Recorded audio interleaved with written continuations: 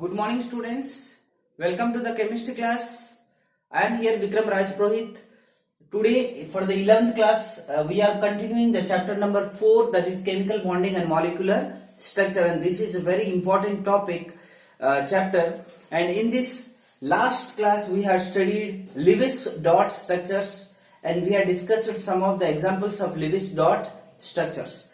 Today, we will study some important small concepts, that is like formal charge we will study the bond parameters, that is bond length, bond order, and this bond strength, bond enthalpy, lattice enthalpy. These concepts we will study, and then we will study polarity of bond. Okay students, let us start our class by formal charge. This is a small and important topic. Formal charge. What do you mean by formal charge? Means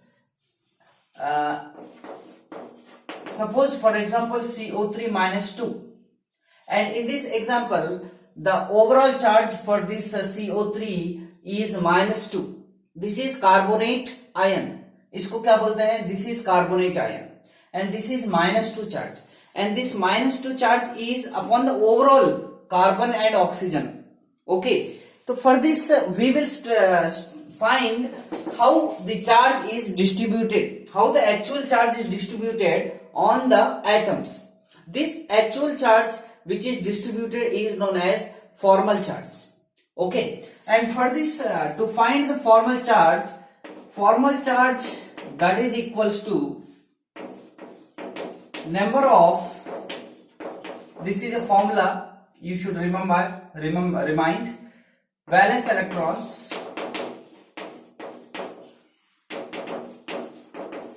in free state. जो free state है उसमें कितने valence electrons है, minus number of lone pair electrons minus half into number of bonded pair electrons.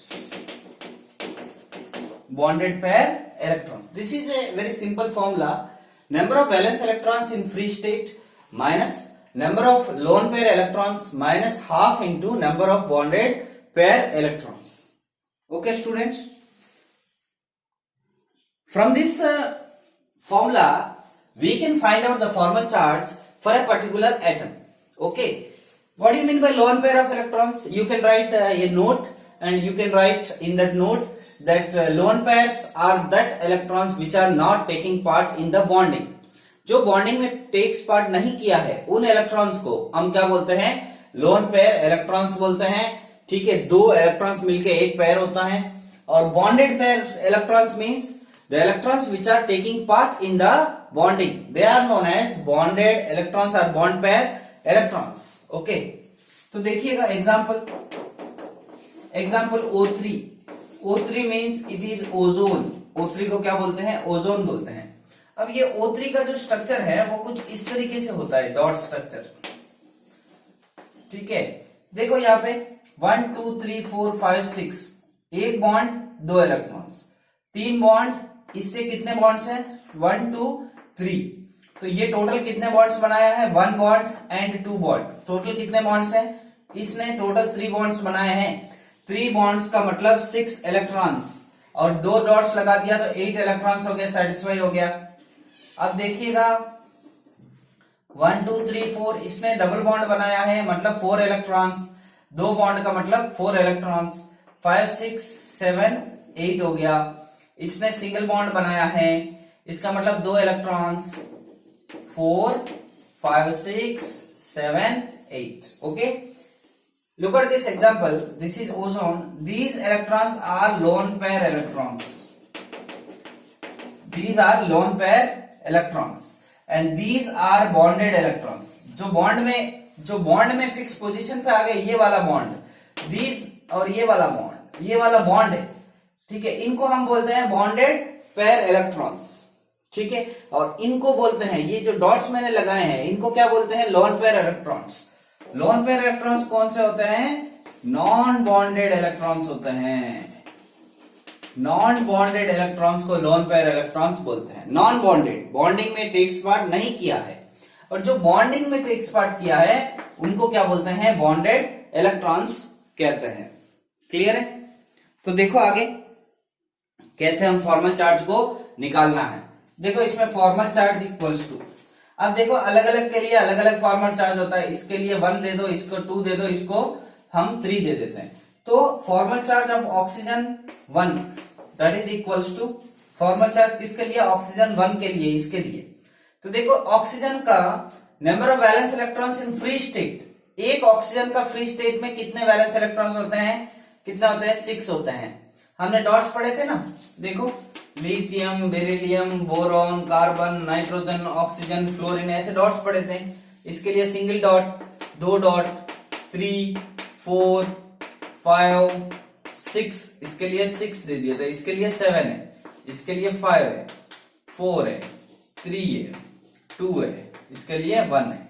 ठीक है, ये number of dots है। Number of dots का मतलब वैलेंस इलेक्ट्रॉन्स माइनस, अब इस ऑक्सीजन ने लोन पेयर कितने हैं, कितने डॉट्स हैं, यहाँ पे 2 डॉट्स है, इलेक्ट्रॉन्स गिनना है। ठीक है, माइनस, अब इसने half into number of bonded pair electrons, bonded pair electrons कितने हैं, कितने बॉन्ड बनाया है, 1 2 3, 3 बॉन्ड्स बनाए, मतलब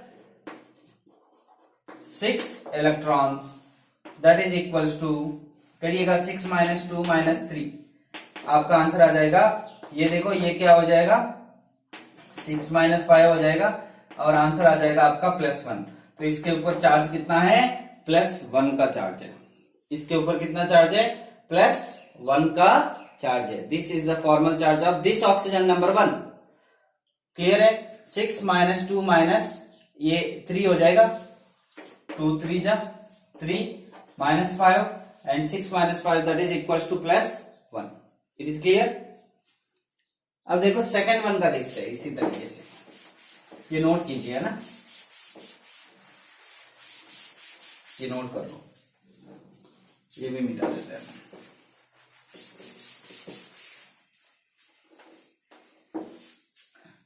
ऑक्सीजन नंबर सेकंड का formal charge, this one for this 6 इसके एक्चुअल फ्री स्टेट में होते हैं, और लोन पेयर कितने, 1 2 3 4 माइनस हाफ इंटू कितने इलेक्ट्रॉन्स है, 1 2 3 4, डबल बॉन्ड है, 4 इलेक्ट्रॉन्स है, तो ये 2 हो जाएगा। देखो 6 - 4 - 2 दैट इज इक्वल टू 6 - 6 0। इसका चार्ज कितना है, इसका चार्ज 0 है, कितना है, 0। तो ये फॉर्मल चार्ज का मतलब एक्चुअल में इसके ऊपर लिविंग स्ट्रक्चर के अंदर इसके ऊपर कौन सा चार्ज आएगा, एक्चुअली में 0 चार्ज आएगा। अब देखो इसके लिए oxygen number 3 formal charge equals to, oxygen number इस तरीके से लिख देता हूं ना, O2 मान लेंगे आप, ऑक्सीजन नंबर 2। ऑक्सीजन नंबर 3 के लिए देखो दिस वन, कितने होते हैं, 6 होते हैं valence electrons, minus lone pair कितने हैं, 6 है, minus half into 2, because half into 2, एक बॉन्ड में 2 electrons, bonded electrons, 6 - 6 - 0 that is क्या हो जाएगा, ये 0 हो जाएगा। क्लियर है? ठीक है, सॉरी ये तो 1 आ जाएगा ना, तो इसका हो जाएगा 6 - 7 that is equal to -1, charge आ जाएगा -1। तो formal charge of oxygen number 1 is +1, oxygen number 3 is -1, oxygen number 2 is 0। This is the formal charge concept. Formal charge is the actual charge which is present on the atoms in the Lewis structure. Okay. Second example we will take for your discussion to clear this concept. It is very simple concept. CO3 - 2. This is the structure. This is oxygen. This is like this. Here there is 6 electrons because it is a 1 bond, तो ये 8 हो जाना चाहिए। इसमें भी single bond है तो 6 electrons लगा दीजिए, इसमें डबल बॉन्ड है तो 4 इलेक्ट्रॉन्स लगा दीजिए, 8 हो जाएंगे। अब देखिएगा इस स्ट्रक्चर का हमें, ये लेविस स्ट्रक्चर है, ये कैसा स्ट्रक्चर है, लेविस स्ट्रक्चर है, डॉट स्ट्रक्चर कह सकते हैं। इस लेविस डॉट स्ट्रक्चर के formal charge, oxygen number 1, oxygen number 2, oxygen number 3। तो ऑक्सीजन नंबर 1 का formal charge that is equal to, oxygen का मैक्सिमम कितने होते हैं, 6 होते हैं, ठीक है। फ्री एनर्जी, फ्री स्टेट के अंदर वैलेंस इलेक्ट्रॉन्स कितने होते हैं, 6 होते हैं, माइनस लोन पेयर कितने इसके, 6 है, माइनस बॉन्ड कितने बनाया है, हाफ इंटू एक, सॉरी 2 इलेक्ट्रॉन्स, एक बॉन्ड में 2 इलेक्ट्रॉन्स, तो क्या हो जाएगा 6 minus 6 minus 1, 6 minus 7 equal to -1। इसके ऊपर चार्ज कितना है, -1 का चार्ज। ऑक्सीजन नंबर 2 देखिएगा, ऑक्सीजन नंबर 2 पे क्या हो जाएगा, formal charge equals to 6 minus, dots गिन लो, 4 डॉट्स गिन लिया, माइनस हाफ इंटू बॉन्ड कितने, 2 बॉन्ड्स का मतलब 4 electron, 6 minus 4 minus 2, 6 minus 6 equal to 0। तो इसका चार्ज कितना आ जाएगा, 0 आ जाएगा, 0 लिख दो, 0, ठीक है। तो इस तरीके से हम करेंगे। नेक्स्ट देखिएगा,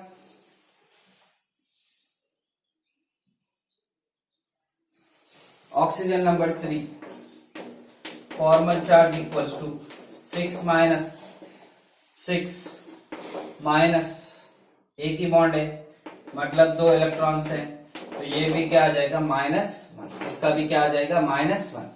देखो -1 टोटल मिला के कितना हो गया, -2 हो गया, इसलिए CO3 पे टोटल चार्ज कितना है, -2 है। तो ये हमें कैसे प्रूफ हुआ, this is proofed by this formal charge concept. For in this formal charge concept, by determining the formal charge of oxygen 1 is -1, oxygen 2 is 0, and oxygen 3 is -1.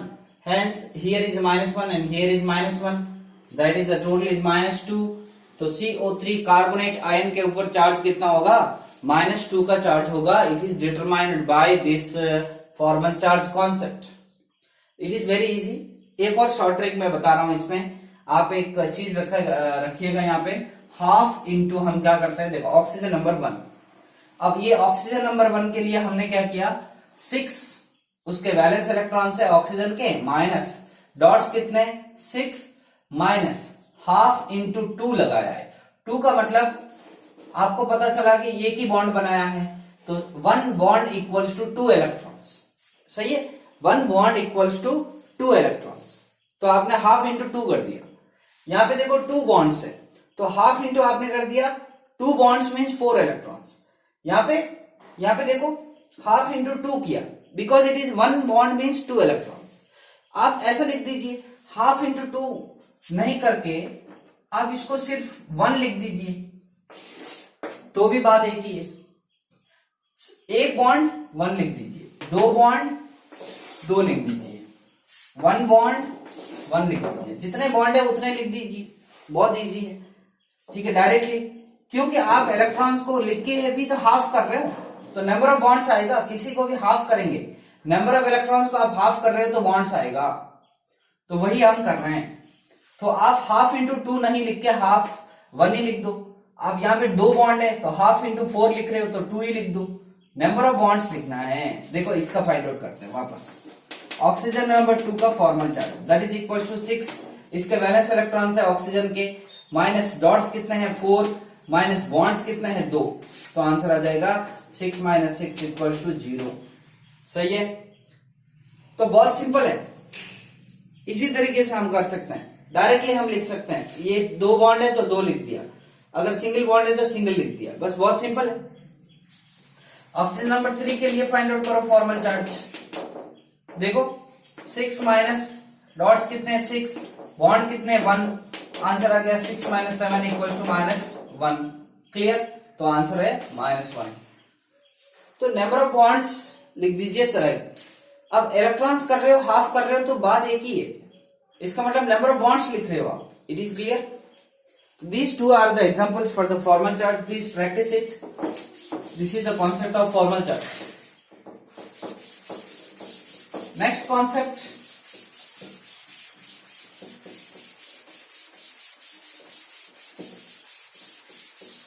Next concept which is we are studying is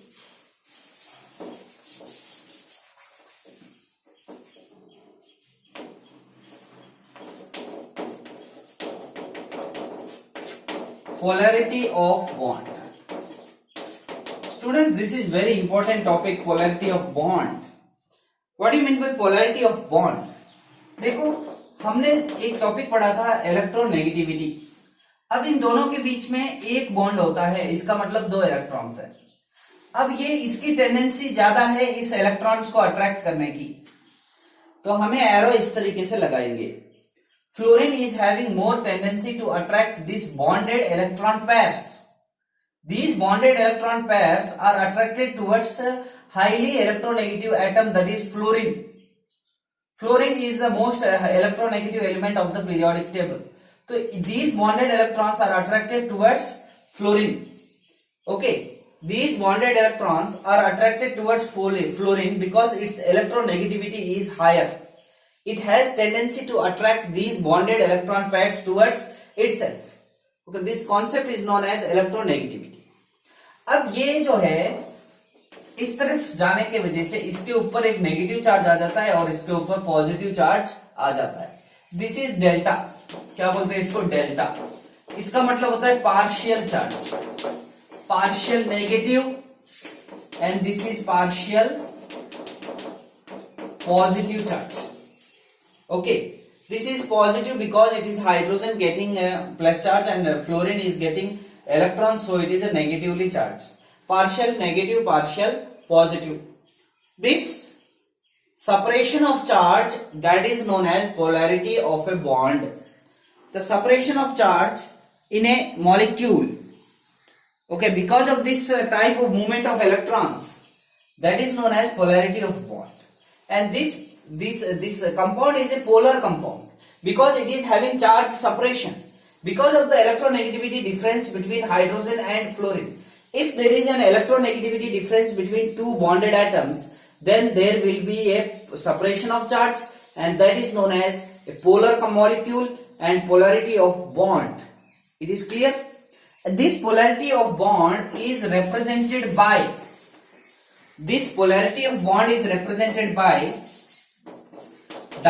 moment. It is represented by dipole moment. Dipole moment is the magnitude by which we can measure the polarity of bond.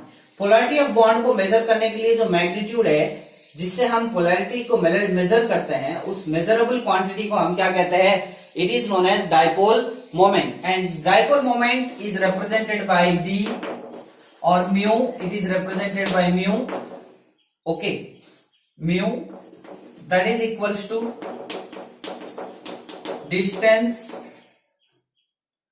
मतलब देखो h और f है, इन दोनों के बीच में suppose एक distance है, वो हम डिस्टेंस लिख देंगे multiplied by separation of charge.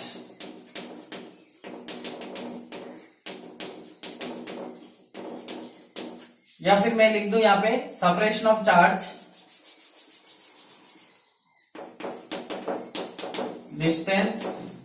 Distance को मैं r लिख दूं, सेपरेशन ऑफ चार्ज और चार्ज लिख दूंगा.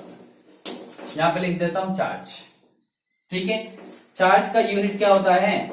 कूलम्ब होता है. और डिस्टेंस का यूनिट होता है आपके मीटर लिख सकते हो आप, है ना, सेंटीमीटर लिख सकते हो, इस तरीके से आप लिख सकते हो. ठीक है, रेडियस कह सकते हैं इसको. इन दोनों के बीच में जो डिस्टेंस है वो वाला है ना, ये r है, तो इसको हम मीटर में लिख सकते हैं. ठीक है, तो कूलम्ब मीटर क्या हो जाएगा? इस डाइपोल मोमेंट का यूनिट हो जाएगा. और इस डाइपोल मोमेंट का यूनिट जो है, देखो, the product of distance into charge, that is known as distance of separation into charge. ऐसे कह सकते हैं, distance of separation into charge, that is known as dipole moment. Dipole moment equals to mu. Mu that is dipole moment का symbol होता है mu, that is equals to distance of separation. इसको ऐसे लिख सकते हैं, distance of separation into separation of charge. Or charge कितना है उस पे, चार्ज कितना आ रहा है. This quantity is known as, that is dipole moment, and dipole moment is indicated by mu. This is mu. तो mu equals to R into charge कह सकते हैं, ठीक है। तो this unit of dipole moment can also be written as debye unit. dB is represented by d, and 1 dB equals to 3.33 into 10 to power 19 minus 19 coulomb per meter. This is the charge of dB. 1 dB equals to 3.33 into 10 to power 19 coulomb meter है, ठीक है। तो dB जो है that is unit of dipole moment. dB is a scientist that is represented by d, that is dipole moment. It is clear? देखो आगे, अब ये हो गया है आपका, क्या है ये, थियोरेटिकल कॉन्सेप्ट है। थियोरेटिकली ये इतना आपको बेसिक नॉलेज होना चाहिए कि dipole moment equals to R into C, that is coulomb metre, and it is equals to the debye, and 1 debye equals to what is the value, okay. And now we will study very important concept in this, that is how we can find out the polarity of a bond, and what will be the polarity of a bond. Okay students, let us study by taking some examples and by taking some concepts. देखो यहाँ पे, if अगर मैं एक example लेता हूं जिसका BF3 मैंने एग्जांपल लिया है, और इसका स्ट्रक्चर कैसे होता है, B, F और F. This is the structure of BF3. And in this structure, this fluorine is having more electronegative, and this is an example to explain how we can find out the polarity of a bond. This fluorine will get electrons towards itself. जिस तरफ electronegativity ज्यादा होती है, fluorine की ज्यादा है, उस तरफ आपको क्या लगाना है, एरो लगाना है, पीछे की तरफ इस तरीके से आपको क्रॉस करना है. This is the symbol of a dipole moment, that is polarity of a bond. तो हम इस तरीके से एरो कर दिया, इसका मतलब क्या है, इलेक्ट्रॉन्स किस तरफ, किसकी इलेक्ट्रोनेगेटिविटी ज्यादा है, फ्लोरीन की ज्यादा है. इसमें किसकी ज्यादा है, फ्लोरीन की ज्यादा है. इसमें बोरॉन से भी किसकी ज्यादा है, फ्लोरीन की ज्यादा है. तो आप इस तरीके से बना दिया है. अब हम क्या करेंगे, देखो ये जो है एरो और ये एरो, इन दोनों का रिजल्टेंट जो है, इन दोनों का देखो ये ऐसे है, ऐसे है ये. तो इन दोनों का रिजल्टेंट किस तरफ होगा, ये है. इसको बोलते हैं, इन दोनों का रिजल्टेंट किस तरफ होगा, ये. इन दोनों का एरो इस तरफ है, तो इन दोनों का वेक्टर सम क्या हो जाएगा, वेक्टर सम ये हो जाएगा. तो इसको बोलते हैं रिजल्टेंट डाइपोल मोमेंट. अब देखो ये और ये, इसका तो इस तरफ ही होगा. तो अब मुझे बताइए कि ये और ये ऑपोजिट हैं, एक दूसरे के कैसे हैं, ऑपोजिट हैं.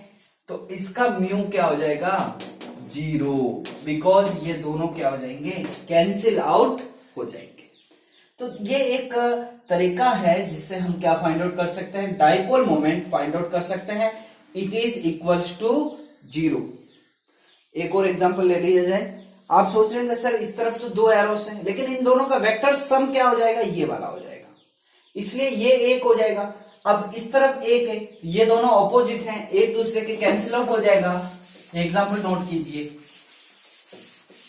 म्यू इक्वल्स टू क्या हो जाएगा, 0 हो जाएगा. अब देखो नेक्स्ट, सपोज मैं एग्जांपल लिख रहा हूं आपके लिए, वाटर, ओ ये है वाटर, ये है वाटर, इसके ऊपर लोन पेयर भी होते हैं, ठीक है. अब देखो oxygen is having more electronegativity than R, तो ये क्या हो जाएगा, इस तरफ हो जाएगा, ये भी किस तरफ हो जाएगा, इस तरफ हो जाएगा. ऑक्सीजन की इलेक्ट्रोनेगेटिविटी हाइड्रोजन से ज्यादा है, हाइड्रोजन से ज्यादा है, तो दोनों एरोस ऊपर आ गए. और इन दोनों का रिजल्टेंट कहां हो जाएगा, ऊपर हो जाएगा, और नीचे तो कुछ है ही नहीं है कैंसिल आउट करने के लिए. Therefore mu doesn't equals to 0. Therefore water is polar. Polarity है उसमें, चार्ज सेपरेशन है. क्या है इसमें, चार्ज सेपरेशन है. It is having charge separation. Clear. This is about water. Next देखते हैं। नेक्स्ट देखो, कंपैरिजन करता हूं। This is ammonia and this is NF3। Okay, इन दोनों का स्ट्रक्चर जो है, अगर हम रियल स्ट्रक्चर की बात करें तो दोनों एक जैसे ही होते हैं। दोनों कैसे होते हैं? एक जैसे ही होते हैं, ठीक है। लेकिन इसमें क्या प्रॉब्लम है कि देखो, ये अमोनिया है। अमोनिया का अगर मैं देखो स्ट्रक्चर को हम स्टडी करेंगे, हाइड्रोजन हाइड्रोजन हाइड्रोजन, और ये लोन पेयर है। अब मैं लोन पेयर को ऐसा भी बना सकता हूं। लोन पेयर भी तो किसी न किसी ऑर्बिटल में होते हैं। मैंने एक ऑर्बिटल यहां पे बना दिया, p ऑर्बिटल बना दिया। कौन सा orbital? p orbital. p orbital कैसे होता है? ऐसे होता है, एक नीचे और एक ऊपर। नीचे वाला मैं नहीं बना रहा हूं, पीछे होता है, वो आपको दिख नहीं रहा है। ये है इसका NH3 का सिंबल, और ये क्या है? NF3 का सिंबल। क्लियर है? अब देखिएगा यहां पे, इसका dipole moment doesn't equals to 0 है, लेकिन इसका डाइपोल मोमेंट 0 है। ऐसा क्यों है? क्वेश्चन आएगा आपके। The dipole moment of this is doesn't equals to 0 and the dipole moment of this is equals to 0। Why? क्यों ऐसा हुआ? तो देखिएगा यहां पे, nitrogen is having more electronegativity, more electronegative, तो नाइट्रोजन की तरफ एरो होगा। इसका एरो भी नाइट्रोजन की तरफ, इसका एरो भी नाइट्रोजन की तरफ। देखो ये क्या है? ये इलेक्ट्रॉन्स ये खींचेगा, तो हमें हर एक बॉन्ड की एरो ऊपर की तरफ जाएगा। इन तीनों का रिजल्टेंट कहां जाएगा? ऊपर की तरफ जाएगा। इन तीनों का रिजल्टेंट कहां जाएगा? ऊपर की तरफ जाएगा। अब ये लोन पेयर्स हैं, उसका भी रिजल्टेंट क्या होगा? Lone pair is having more electronegative, ये तो इलेक्ट्रॉन्स है, तो इलेक्ट्रॉन्स जो है अपनी ओर ही खींचेगा, नेगेटिव चार्ज है, तो इसका एरो भी क्या हो जाएगा? ऊपर की तरफ होगा। ये वाला एरो है, और इन दोनों सबका रिजल्टेंट ये है। तो देखो पूरा का पूरा ऊपर जा रहा है, therefore it is doesn't equals to 0। इसको कैंसिल आउट करने वाला कोई नहीं है, तो डजंट इक्वल्स टू 0। अब यहां पे आइए, इन नाइट्रोजन जो है, इससे भी फ्लोरीन की इलेक्ट्रोनेगेटिविटी ज्यादा है, फ्लोरीन की इलेक्ट्रोनेगेटिविटी ज्यादा है, फ्लोरीन की इलेक्ट्रोनेगेटिविटी ज्यादा है। इन दोनों का रिजल्टेंट क्या हो जाएगा? नीचे की तरफ हो जाएगा, ऑब्वियसली, है ना। This is mu resultant, this is mu resultant. तो ये जो म्यू रिजल्टेंट है, इसके ये ऑपोजिट है। देखो ये ऊपर है और इन दोनों का वेक्टर सम नीचे है, तो ये दोनों एक दूसरे के क्या हो गया? कैंसिल आउट हो गया, तो म्यू क्या हो जाएगा? 0 हो जाएगा। तो रीजन क्या देंगे आप? Because in case of NF3 nitrogen trifluoride, because of its trigonal structure, इस ये देखो ट्राइगोनल, इसको ट्राइगोनल बोलते हैं, जो कि हम VSCPR थ्योरी में आगे पढ़ने वाले हैं। We will study in VSCPR theory how the geometry of an molecule can be described, can be structured. Okay. NF3. In case of NF3, it is having mu is equals to 0 because fluorine is more electronegative than nitrogen. Hence the cancel out will be having, hence mu equals to 0. Cancel out हो जाएंगे.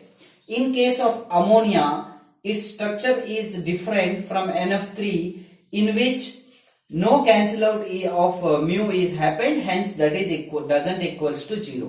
Here the electronegativity of nitrogen is greater than hydrogen. Electronegativity of nitrogen is greater than hydrogen. It is clear? So this is very very important. Next देखो,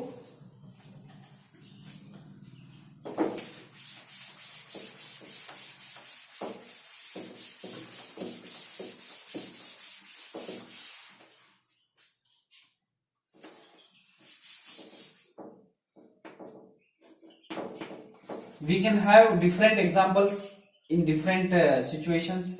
We can take BCl3 example. Okay, and in case of BCl3 example, the structure is Cl, this is Cl and this is Cl. Chlorine is having more electronegative than boron.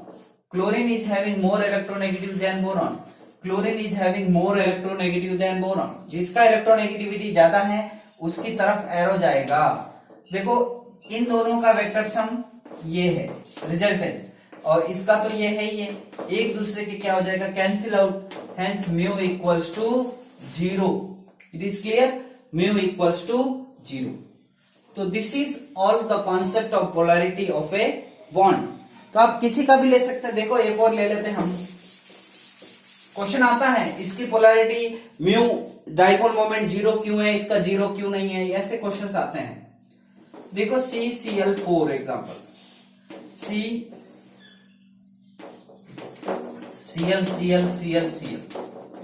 देखो Cl is having more electronegative, this is more electronegative, this is more electronegative, this is more electronegative.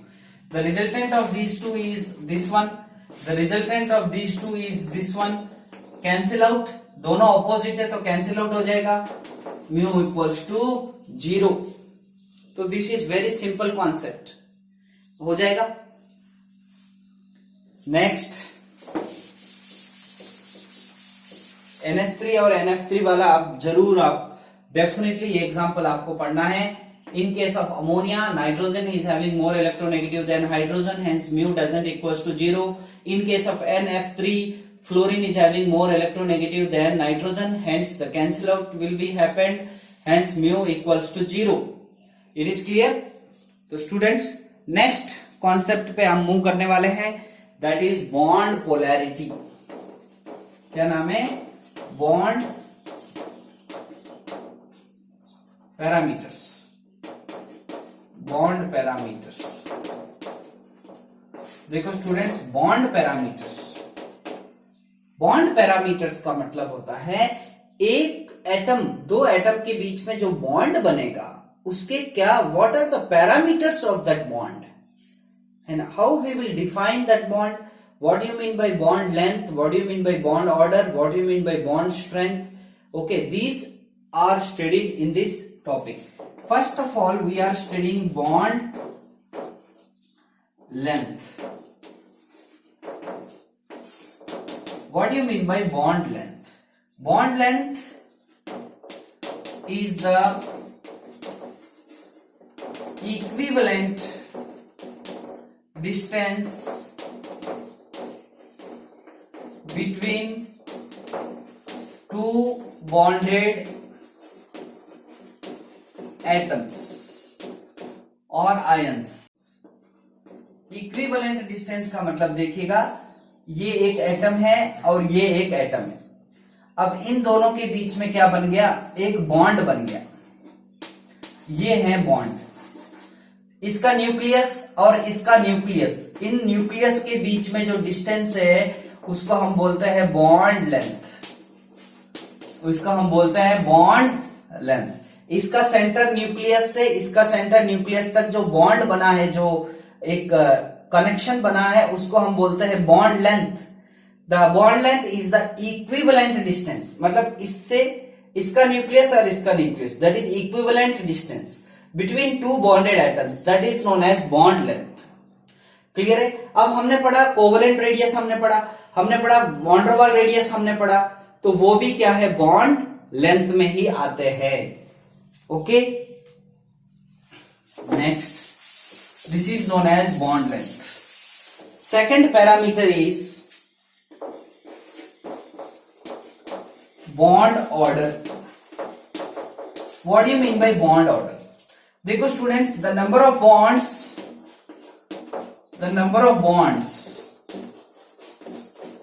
between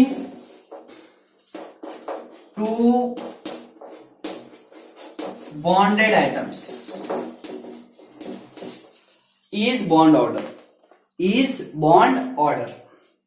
देखो यहां पे this is oxygen and oxygen, oxygen and oxygen are having double bond, ये हम study करेंगे, how we will find the bond order, ये भी एक concept है, ठीक है, तो वो हम स्टडी करेंगे। तो यहां पे देखो बॉन्ड ऑर्डर कितना है, 2। Nitrogen triple bond nitrogen, bond order कितना है, 3। Hydrogen single bond hydrogen, bond order कितना है, 1। Chlorine single bond chlorine, bond order कितना है 1। Fluorine single bond fluorine, bond order कितना है 1। क्लियर है? तो इस तरीके से हम करेंगे। हीलियम, हीलियम तो किसी से बॉन्ड बनाता ही नहीं है, तो इसका बॉन्ड ऑर्डर कितना होता है 0। तो देखो students, this is the bond order, number of bonds between two bonded atoms. The bonds are 2, bond order is 2। Bonds are 3, the bond order is 3। Bonds are 1, the bond order is 1। Bonds are 1, the bond order is 1। हम आगे जाकर very interesting concept पढ़ेंगे, molecular orbital theory. And molecular orbital theory will calculate, will prove how many bonds are present between two atoms, why oxygen is having 2 bonds, why N2 nitrogen is having 3 bonds. That can be proved by is explained by molecular orbital theory in the last concept of this chapter. We will discuss there.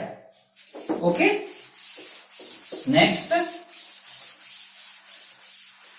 bond strength. Bond strength. Bond strength. Bond strength means